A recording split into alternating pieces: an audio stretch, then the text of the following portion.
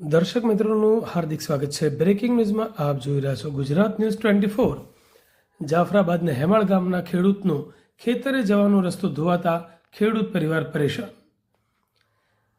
Bhavnagar Somnath national હાઈવેને અડીને આવેલા ખેડૂતો પરેશાન।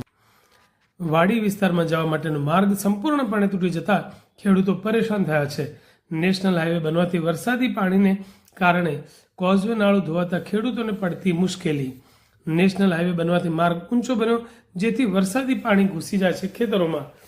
ખેડૂતોને ખેતરે જવાનો માર્ગ તૂટતા તંત્રના અધિકારી સમક્ષ કરાઈ રજૂઆત। ખેડૂત દ્વારા મામલતદાર તેમજ કલેક્ટરને લેખિત રજૂઆત કરવા છતાં પણ આજ દિન સુધી કોઈ પણ પ્રકારનું નિરાકરણ આવેલ નથી। રસ્તો જે પરિસ્થિતિમાં છે તે જ પરિસ્થિતિમાં હાલ જોવા મળી રહ્યો છે અને નેશનલ ઓથોરિટીના અધિકારીઓના પેટનું પાણી પણ હલતું નથી। મારું ગામ હેમાળ, સગનભાઈ વિશ્રામભાઈ પરસાલા, તાલુકો જાફરાબાદ, જિલ્લો અમરેલી। અમારા ગામની અંદર પ્રવીણભાઈ ઝાલાવાડિયાની વાડી સેવણા અને હેમાળ વચ્ચે આવેલી છે। ત્યાં ભાડિયાનું પાણી અતિ આવવાથી એ ખેડૂતોને ખેતર જવા માટે મુશ્કેલી થઈ છે। નાળું તૂટી ગયું છે। આ નેશનલ હાઈવેવાળાની બેદરકારી અને સાઈડમાં વંડિયું બનાવવી પડે, સાઈડમાં સ્ટોપ આપી અને વ્યવસ્થિત યોજના બનાવવી પડે, એ બાબતનું કાંઈ પણ ધ્યાન દીધું નથી। તો આ નેશનલવાળા તો એકદમ હાવ નિર્ભર માણસો છે। મામલતદારમાં રજૂઆત કરી, કલેક્ટરમાં રજૂઆત કરી, છતાં પણ હજી એને કોઈ ધ્યાનમાં લીધું નથી।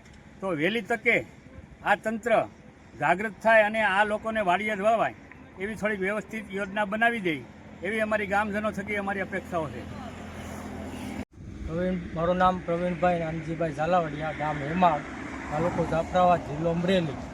મારે આ હાલવાનો રસ્તો નેશનલ હાઈવે વાળાને લીધે આ ધોવાઈ ગયો છે। આ વારંવાર રજૂઆત કરી છે પણ કાંઈ ધ્યાન દેતા નથી। આ બેદરકારી એની બહુ છે। 2-3 વખત કીધેલું છે પણ કોઈ જાતનો એનો જવાબ આવ્યો નથી। અમારો આ રોડ તૂટી ગયો, કોઈ ધ્યાન દેતા નથી। અમારે હાલવા ચાલવાનું ધ્યાન જાય ખેતરમાં લાવવાનું રોડ પાણી આવી છે।